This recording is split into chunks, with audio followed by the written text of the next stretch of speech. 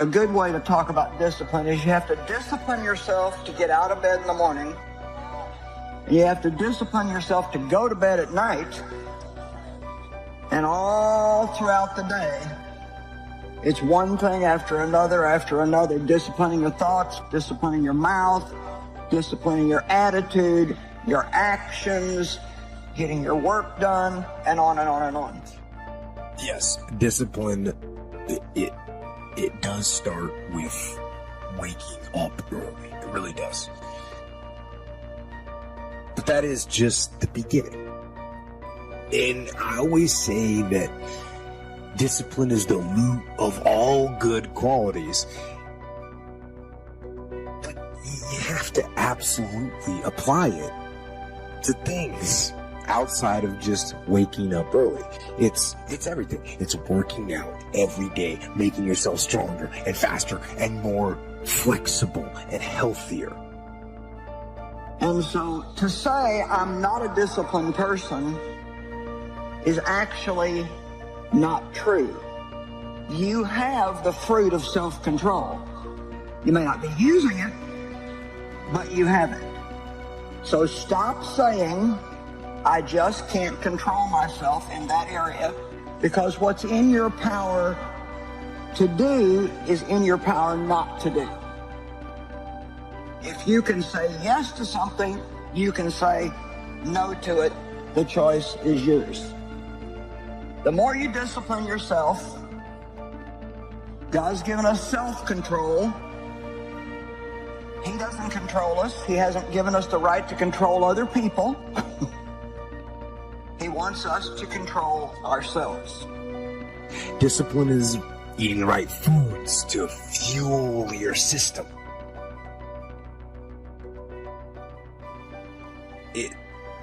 It's about disciplining your emotions so you can make good decisions. It's about having the discipline to control your ego so your ego doesn't get out of hand and control you. It's about treating people the way you would want to be treated. And doing the tasks that you don't necessarily want to do, but that you know will help you or help your team. It's about facing your fears. It takes discipline to face your fears so you can conquer them.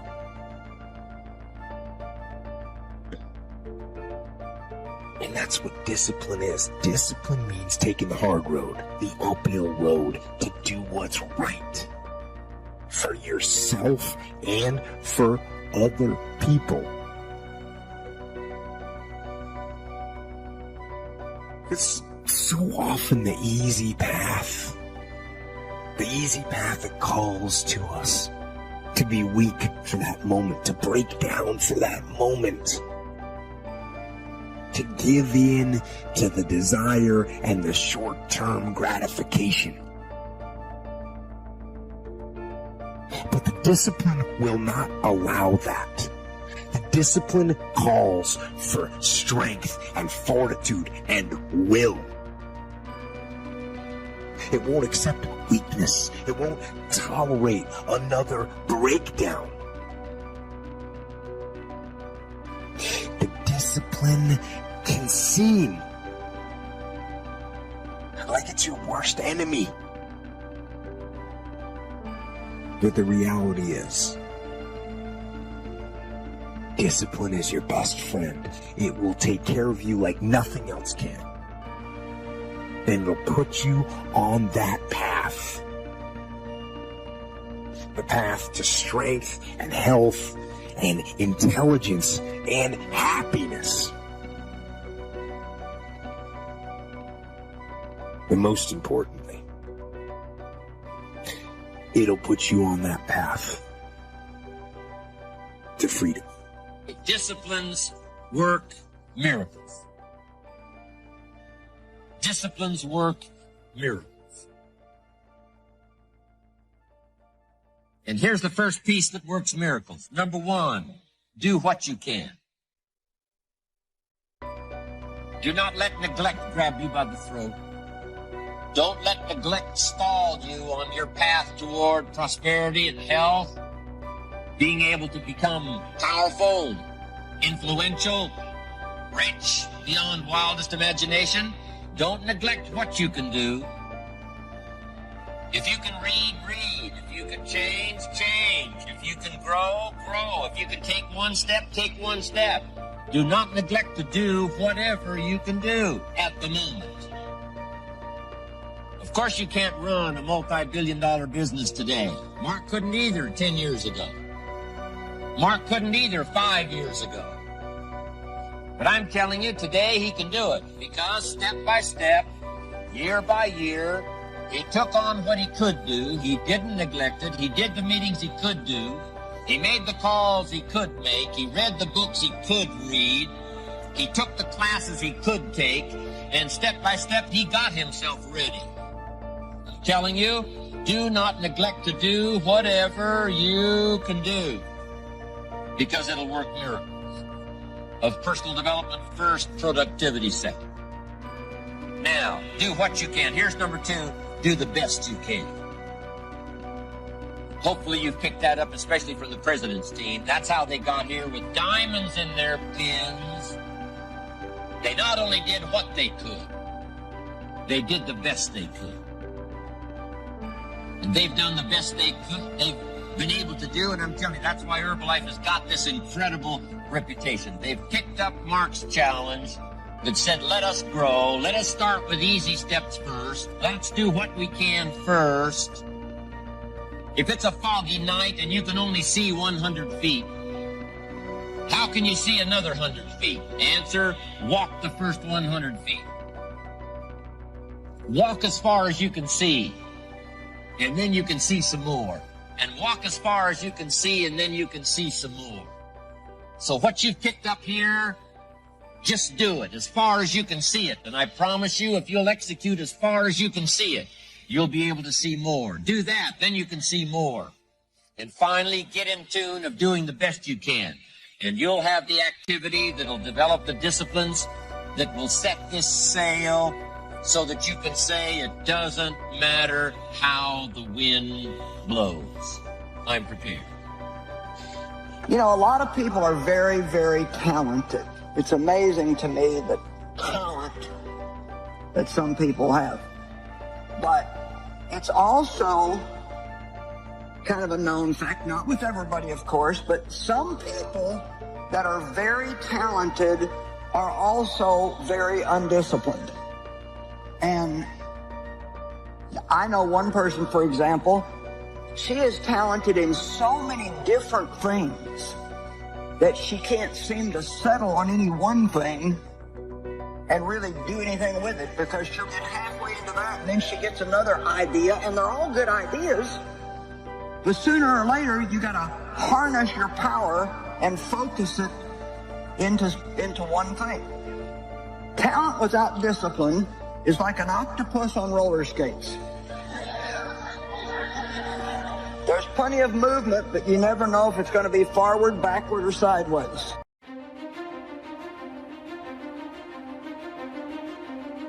It's not about me, it's about the information. It's about the realization of the reality that we're experiencing behind the smoke screens and the illusions that we're given and told to believe in. So, you know, in the old Yellow Brick Road, Wizard of Oz, they seem to be dealing with an all-powerful force.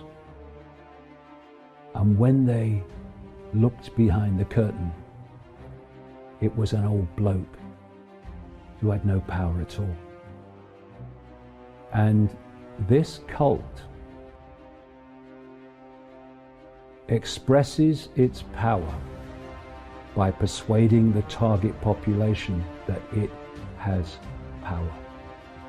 Its power is in our acquiescence to that illusion of power. We now have the chance to break the spell, to break the mind spell, and see behind the curtain. And what we'll find is something that's not powerful at all once we stop acquiescing to it. And that's it's where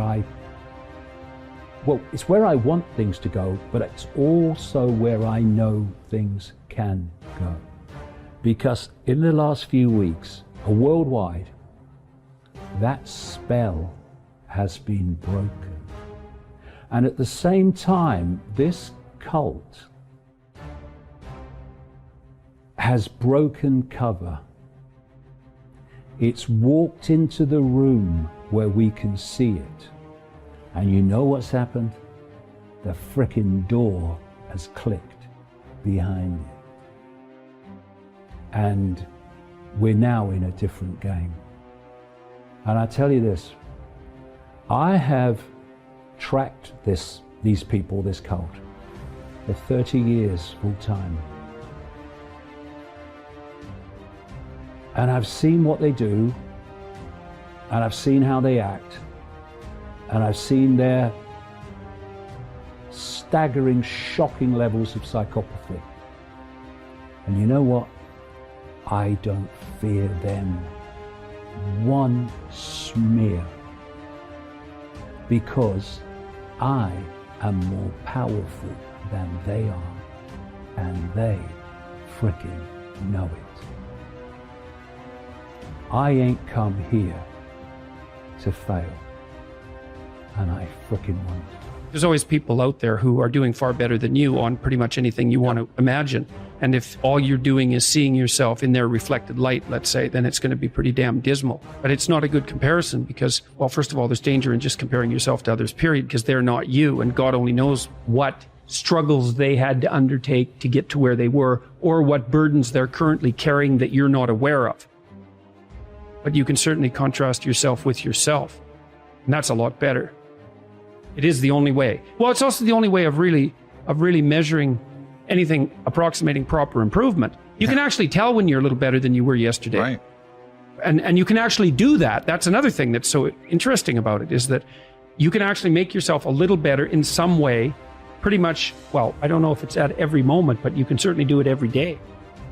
Be careful who you share good news with, because you want to share good news with people who are going to be genuinely happy for you, and be careful who you share bad news with, because that's equally tricky. You want someone who will listen to you when you're having trouble and allow you your grief. Beauty calls people to their higher being, I would say, and to make friends with beauty is to introduce yourself very carefully to one of the mysteries of life that make it worth living. There's never been a better time for the majority of people to be alive. And the future, although we're vulnerable and terrible things can always happen to us, it's hard to make a case that the future doesn't look comparatively positive. We're becoming extremely technologically sophisticated, and the world is changing at an incredibly rapid rate, and the only way we're going to be able to manage that in a positive way is if each of us, or as many of us as possible, are capable of making wise and careful and truthful decisions. And if we do that, then maybe things can continue to improve. You don't get people to stand up on their own 2 feet and to adopt responsibility if everything is given to them. And that's a real conundrum. You know, maybe you're in California, see someone speeding down the road in a convertible Porsche, and you think, oh man, what a lucky bastard. And the truth of the matter is that he's thinking about wrapping his expensive sports car around the next cement pillar that he comes close to. You know, you can't tell, and people have hard lives, and even people who are comparatively fortunate have hard lives. And the ideal that you're observing that makes you jealous and resentful is in large part an illusion that's created by your own mind. As you leave the herd and the crowd and perhaps the cult of mediocrity and rise to being a game changer, it's a very disruptive act. And you actually threaten the masses of people around you. And that's why every visionary was first ridiculed before they were revered. And I'm sure you've experienced it. You say, you know, I want to take my fitness to a whole new level of world class, or I want to take my craft to a whole new level of world class, or maybe you're raising your game financially and then you share it with those you love or your friends, and maybe your friends are those you love and they laugh at you. And how many times have we given up on a dream because we were mocked by the people around you? And all I'm suggesting to you is when you get laughed at and ridiculed, and when people don't understand your next level of world class, that just means you've got a great dream, and that just means you're on the path of growth. So be a game changer. What are some tactics? Well, I'm going to walk you through a bunch of key tactics or the rules of game changers. And the first one is really this: no idea works unless you have the courage to do the work. Ideation without execution is delusion. And so there are people who say, well, I went to a course, or I joined an online membership program, or I read a book, but my life didn't change. And I want to say to them with great respect, your life could have changed, but you didn't do the work required to make the change happen. That's almost like an athlete saying, I want to be a gold medalist at the next Olympics, but I went to the gym for 4 days and I didn't get the medal. I mean, the reality is an idea is the starting point on the process to get you to where you want to get to. So just remember that really building something great is all about execution. When you look at a Steve Jobs or an Elon Musk, or when you look at a Nelson Mandela or a Mother Teresa, when you look at a Da Vinci or a Tesla, all those people had the vision and then they outworked everyone around them to execute on the vision until the product was done. And it's not only execution, it's the grit. Remember grit from previous mastery sessions, which is you get knocked down, do you give up or do you continue? And any game changer has literally out-persisted everyone around them. And when you get full of self-doubt, which you will do on the path to world class, do you continue? So the first idea is just remember, no idea is going to work unless you have the courage to do the work. It's all about high levels of execution intelligence. Great leaders and game changers have a bias towards getting things done. And it's like a muscle. The more you do, the more you're going to want to do. You start building this incredible momentum. The momentum fuels internal confidence. The confidence wants you to make even more gains, and it becomes this upward spiral of unbelievable execution.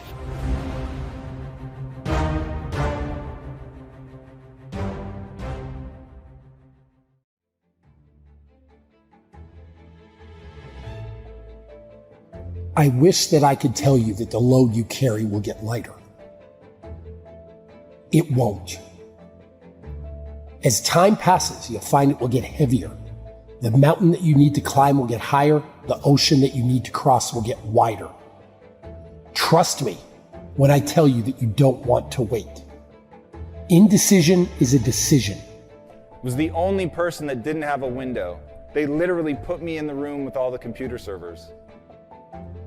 But starting from there, I knew I could wow people because I was willing to grind it out. And Carl, our videographer, had his family over, and we live around, at that time we lived around the corner from each other. Now we live on the same block. Random, right? Christmas was over, we just going to the house, just eating dinner. It just was a random night. A decision to fail, a decision to waste your potential. Time won't wait for you. Time doesn't wait for anyone. The clock keeps ticking in life. There are no timeouts, no breaks, and no rest stops. Remember something else, that if plan A doesn't work, there are 25 other letters in the alphabet. This isn't 3 strikes and you're out. This isn't baseball, it's the real world. And that means there's no limit on how many times you're allowed to try. And that is one of the most valuable things that anybody can do.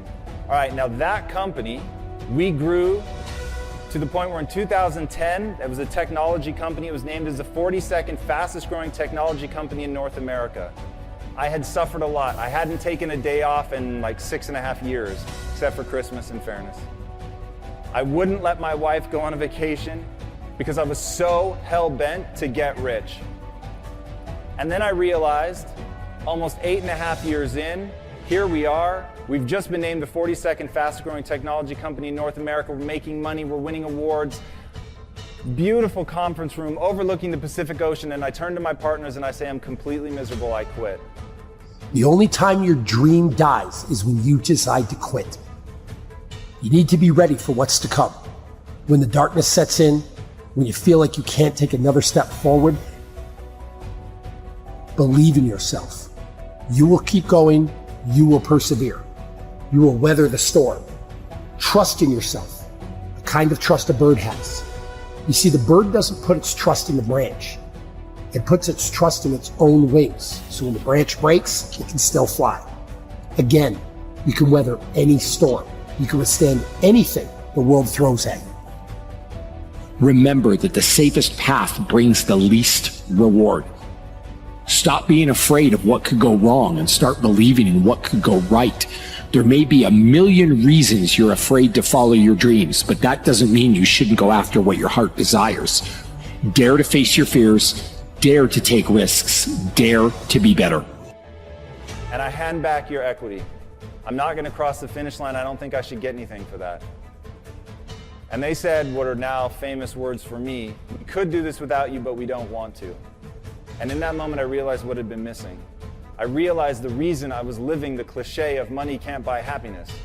I was realizing why what Tony Robbins says about success without fulfillment being the worst kind of failure was because what I cared about was connection. I'd gotten into it and gotten to know these guys, and along the way had become so myopically focused on this promise I'd made to myself as a kid that I never stopped to ask, why do I want to get rich? What is it that I plan to do with the money? The money in and of itself, it's inert. It just sits there. I'm sure you guys have a bunch of it in your pocket right now and it doesn't do anything, but it has latent potential. But the question is, what are you going to do with that potential? Don't let pride confuse your tears. You've got to let that out. Sometimes you've got to let it go. When I lost my mom years ago, that was the hardest thing that I had to deal with. And to this day, I still think about that woman that gave me life. And I have my moments when I'm happy about the good times, but I also have my moments when she left this world. But that's just one thing. That's just one circumstance. There are many circumstances I can talk about, but I continue to move on. Everybody gets knocked down no matter how tough you think you are, you're going to fall. And when you fall, sometimes you fall real hard. And somehow we got to talking, and Carl's wife is from Barbados, and she didn't have citizenship. So unfortunately, she was in the States without citizenship, and so she had to stay in school in order to eventually get her citizenship. So she did her master's degree, and she was in her PhD, and it was weird. It was just like, yo, E.T., I don't know how it happened, but it was like, yo, E.T., my wife is going to get her degree before you get yours. Right? I'm an American citizen. Like, I'd already been in the program for a few years, and and it was, I don't know, but have you ever heard, like, when it's your time? Ground is a hard surface, and I'm going to tell you something, it ain't going to move because you're laying on it. So you need to rise up, and you need to rise above it, and you need to start moving when you get knocked down. How long are you going to stay down? When you lose your job, when you lose that loved one, regardless if it's your husband, your wife, your child, whatever it is, do you have the ability to go through the hurt and the pain of that loss regardless of what you're going through? The best time you know that you are strong is when you're at the weakest point of your life. When you are so far down at home, you're looking up and you don't see no light, but yet you know there's an end to this darkness. That's when you'll find out just how strong you really are. This is a process, and you have to hurt just a little bit so you can understand what it means to be strong. Like, it's that moment. It's like, enough is enough. I can't tell you. People have asked me before, Eric, when you get your PhD? I'm like, I'll get it done. E.T., how far are you in the process? Finish all my coursework. I just got to write the dissertation. But it was something about that night that was different. It was almost the end of the year. And I remember Carl, listen to me very closely, guys. I'm being real with you. I didn't even have a conversation with Carl. Like, we never even talked about it afterwards. I never said anything to him about it, but I felt this guilt. I felt like this embarrassment. Like, and for real, he wasn't like speaking directly to me. He was just saying, hey, E, I think my wife's probably gonna finish her degree before you finish yours. And I'm talking about, like, it pierced. Like, it pierced. And I just remember, like, we were talking afterwards and I didn't hear anything.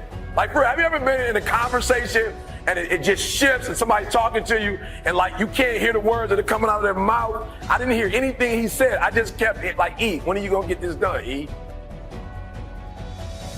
Misery. It will continue to do all that is necessary to succeed. Misery is on a mission to take everything away from you. Because your mind is very powerful. Bring in the goodness. Moving with a purpose. Conditioning your mind is what this is about. Today is that day. And when and if tomorrow comes for you, be even more powerful. Be stronger than you've ever been. Don't give up on your hopes, don't give up on your dreams, don't give up on yourself. Just keep moving forward. If you think that you're going through something so bad right now, wait until tomorrow. If tomorrow comes for you, look at the person next to you. Look at people all over the world if you ever come in contact with certain individuals, and ask yourself if they're going through a lot more than what I'm going through, because honestly, there are always going to be people that are going through a lot more than you're going through right now. When you're down, find a way to get up.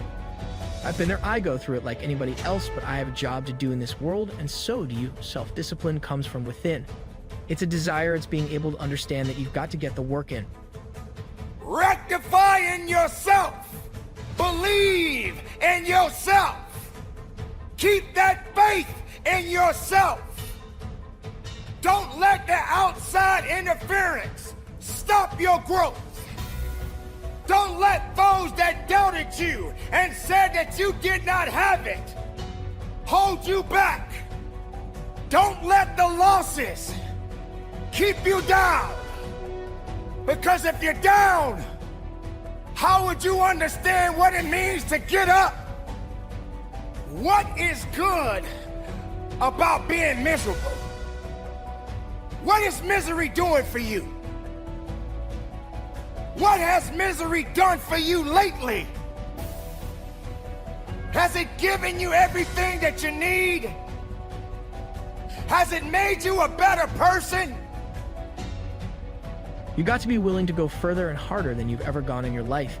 You can't depend on all the mechanical things, the alarm clock, your cell phone, or sometimes even people, sometimes just you. You got to be willing to wake up and be about your business on a daily basis. Let's just say for example, you're the type of person that can't seem to get away from all of the cravings you can't do. This without this, you can't do this without that. You need your coffee, you can't stop. Eating chocolate, all of these things you keep saying that you can't do. Well, let me remind you, can never do anything for you in the first place. So discipline starts with you. You have to be willing to be hungry.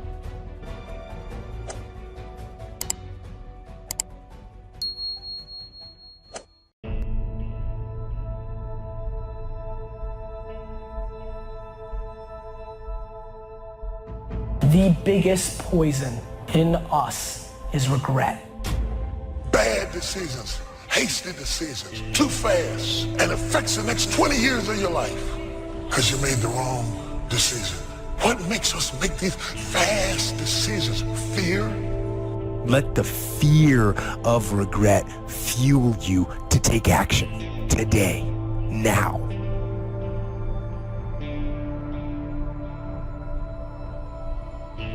Most of us who are human have to deal with regret from time to time. I'm sure you can agree. Maybe regret because of a poor decision we made.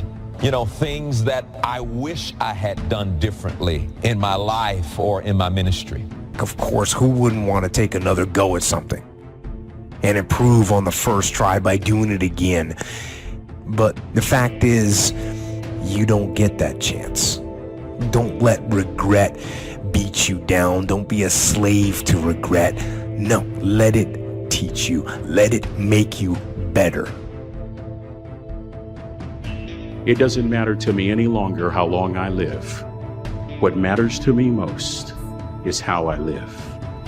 Every day, ask yourself that question, how you living? That if you're going to do something, you do it the right way. That it's never wrong to do the right thing. That how you do anything is how you do everything. If you ask people what they regret, especially as they get older, what they generally report is things not done. So they don't regret so much mistakes they've made, although of course people obviously regret mistakes they've made as well. So they don't exactly regret sins of commission, right? Errors that they've actively made. They torment themselves for opportunities that had presented themselves that they did not let's say, exploit or engage in.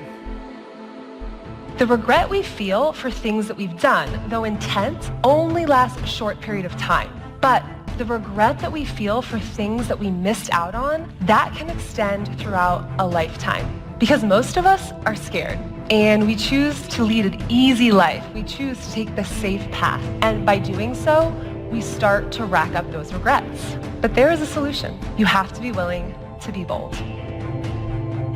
Bad decisions, hasty decisions, too fast, and affects the next 20 years of your life because you made the wrong decision. If you'd have just waited, got all your information together, settled yourself, you'd have been better. What makes us make these fast decisions? Fear? It takes discipline to face your fears so you can conquer them. And that's what discipline is. Discipline means taking the hard road, the uphill road, to do what's right. And regret, in and of itself, it's worthless. So, learn and move on. Goals are major to a genuinely success-oriented person. Without them, you're just playing around.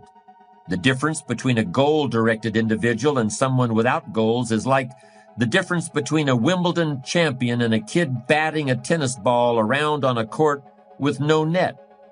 No opponent to bring out the best in him, and no way of keeping score. Despite everything that's been written about the importance of goal setting, very few people actually put it into practice. It's always amazed me the way the average guy puts more thought and effort into planning his 2-week vacation than he devotes to planning his life.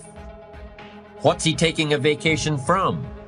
He hasn't really decided what he's trying to do in life, but for 2 weeks out of the year, he just decides he wants to do something else.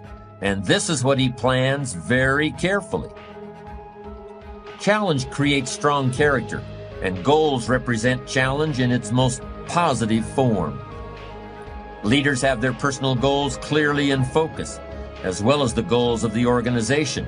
In fact, one of the principal responsibilities of leadership is defining goals for the vast majority of people who aren't able to do it for themselves. Be the best. Lifelong personal development and the commitment to personal excellence requires tremendous dedication, discipline, and willpower. It is often the case that we know what we need to do, but we lack the courage to take the risks that accompany trying anything new. Instead, we make excuses for inaction. The great thing about excuses is that no matter what happens, excuses are always there waiting to be used. Anybody can have an excuse for absolutely anything, but the downside of excuses is that nobody really believes them. If you make excuses, they're going to know it, and they're going to think less of you. But if you refuse to rely on excuses, people are going to know that too, and they'll admire you for it. You need large amounts of self-discipline to deal courageously with all the fear-inducing events of your life. Courage is rightly considered the foremost of the virtues, for upon it all others depend. Often, fear is necessary to preserve life, prevent injury, and guard against financial mistakes. As you might imagine, I don't think we should spend a lot of time regretting the choices we've made in the past. To spend time brooding over how things went, that's an illusion. What you're doing is suffering pointlessly in the present under the shadow of certain memories. You're telling yourself a story about something that might have been over and over again. How long do you want to do that for? And sometimes life is going to knock you down. But because you have been knocked down don't mean that you are finished. No, you knocked down but not knocked out. No. You got some reasons. It might be your own sense of pride and determination in the kind of life that you want to create. So, if everyone is afraid, what is the difference between the brave person and the coward? The brave person disciplines himself to confront, deal with, and act in spite of the fear. In contrast, the coward allows himself to be dominated and controlled by the fear. The difference between the hero and the coward is that the hero sticks in there 5 minutes longer. No one is born with fears. Fears can therefore be unlearned by practicing self-discipline repeatedly with regard to fear until it goes away. The most common fears that we experience, which often sabotage all hopes for success are the fears of failure, poverty, and loss of money. These fears cause people to avoid risk of any kind and to reject opportunity when it's presented to them. Over the years, I've developed some ideas about effective goal setting, and I'd like to share those with you in a moment. When I was a kid, I used to dream what it would be like to buy a ticket on a railroad train and just go someplace. I really didn't think about where I'd be going or how long it would take to get there. I just loved the idea of getting on the train and just letting it take me someplace. I guess there's still something appealing about that idea, but it's not really the way you want to live your life as a mature human being. When you grow up, you buy a ticket on a train or a plane because you want to go someplace, and you know exactly where you're going. You may have to change planes in a different city, your flight may be canceled, and you may have to switch to another flight. You may not feel like talking to the person seated next to you, but you will persist. You know where you're headed, and you're quite determined to get there. That's goal-directed behavior in its simplest form. There are short-term goals and long-term goals. Long-term goals are the equivalent of a major journey. When you reach the point where you've achieved your long-term goals, your life will be fundamentally changed, and the process of getting to that point will transform you into a stronger, wiser, higher-performing person than you are now. How can you identify your long-term goals? On a sheet of paper or in a notebook, write these 5 headings. Number 1, what do I want to do? Number 2, what do I want to be? Number 3, what do I want to see? Number 4, what do I want to have? And number 5, where do I want to go? Now, under each of these categories, write down several possible long-term goals. Be very relaxed about this. Just allow your mind to flow and come up with 3 to 6 ideas for each category. Don't worry about a lot of details at this point, and don't spend too much time describing a particular goal. In category number 1, for example, what do I want to do? Suppose you want to write a book about the history of your family, going back to the arrival of your great-grandparents in the United States. Just quickly jot down family history. Then as you look down the list of categories, it occurs to you that you've always wanted to see the pyramids in Egypt. So you write pyramids. Keep writing down ideas as long as the list of categories continues to inspire you. You'll probably be surprised at some of the things that turn up. You may have kept a great many desires and aspirations hidden in the back of your mind, but the opportunity to write them down will move them to the forefront of your consciousness. That's one of the benefits of this technique. When you're satisfied with your list of long-term goals, read through the list once again. Then, beside each item, write the number of years that you believe it will take you to achieve that particular goal. You should always make decisions with your heart and soul. You can use your brain for math. You can use your brain to look at the fine print in a contract. But when it comes to the actual feel of the decision, you always want to go inward and check it against your heart and soul. Here's the simple test. Does the decision that you're about to make expand you, expand your future, or expand the possibilities of your life? If the answer is yes, then the decision is yes, no matter how terrifying it is. Here are some action exercises that you can do. Make a decision today to invest in yourself and getting better, as if your future depends on it, because it does. Identify the most important skills you have that determine the quality and quantity of results you get at your work, and make a plan to get better in each one. Set excellent performance in your work as a goal, and then determine exactly what you will need to do every day to join the top 20% or better in your field. Look ahead 3 to 5 years and determine the new knowledge and skills you will need in order to lead your field in the future. Then start acquiring them today. If you could wave a magic wand and become absolutely excellent, which one skill would have the greatest impact on your earning ability? Whatever your answer, set that skill as a goal, make a plan, and work on it every day. Commit yourself today to lifelong learning and never let a day go by without getting better in some area. For example, you may estimate that it will take you 10 years to research and write the book on your family history. But you'll need only 5 years to get yourself into a position where you can take a trip to the pyramids.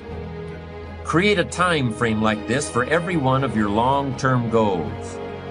Immediate goals, those that will take less than a year to achieve, are important too, of course, and we'll deal with those separately in a moment. When you're finished entering your time frames, there should be a fairly balanced distribution of all your goals.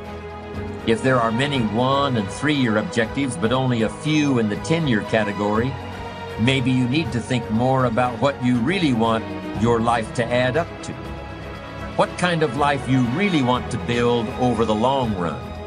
But if there's a preponderance of 10-year goals, and relatively few of the shorter-term variety, this may be an indication that you're putting things off, that you're focused too much on where you'll be at the end of the day and not enough on what you can accomplish right now. Keep working on your list, adding and subtracting goals with various time frames until you've created a more or less even distribution. Now comes the really challenging and interesting part. So far, you've just been adding things to the list, but now it's time to start making some selections. Now you're going to start asking yourself what's really important compared to what might just be sort of fun. Choose 4 goals from each of the 4 time frames, 1 year, 3 year, 5 year, and 10 year. Now you have 16 separate goals. So far, you've only referred to them in shorthand fashion, but now you're going to start seeing them very, very clearly in your mind's eye. You're going to see each goal just as if it were being realized this very minute. And you're going to write down a detailed description of exactly what you see. Do you intend to open a handmade furniture store in 3 years? What will the store look like from the street out front? Will there be gold leaf lettering on the windows? Or will there be a sign hanging over the door instead? How many square feet will the store contain? Will there be a showroom area for the furniture in front and a workspace in back? Or will the furniture be built at a different location? Do you intend to have any employees, or will you run the business entirely by yourself? Think of all the questions that need to be answered in order to see your goal with absolute clarity. Review what you've written at times, and keep track of your progress toward these objectives. Above all, persevere. Goal setting is a very important first step, but goal achievement is a continuous, lifelong process. That's what makes it so challenging. That's also why it's so extremely rewarding to finally attain your long-term goals. With regard to immediate goals, those that require anywhere from a day to a year to achieve, I recommend creating lots of objectives that can be accomplished in a month or less. Write them down. Read what you've written at frequent intervals. Keep track of your progress. And do something often that brings you closer to realizing these very short-term objectives. That way, you'll always have something to celebrate. These goals are not only important in their own right, they're also confidence builders and motivators toward a lifestyle based on perseverance and achievement.